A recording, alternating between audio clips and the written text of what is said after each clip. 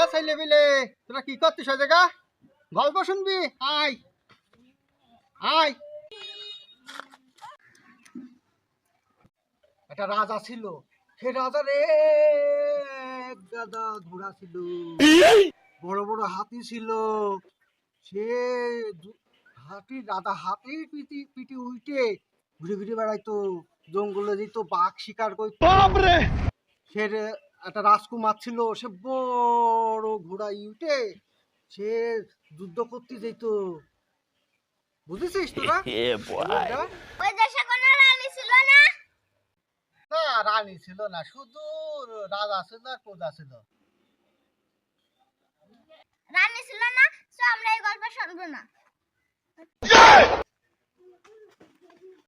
তো এই গল্প শুনবো না, sorry,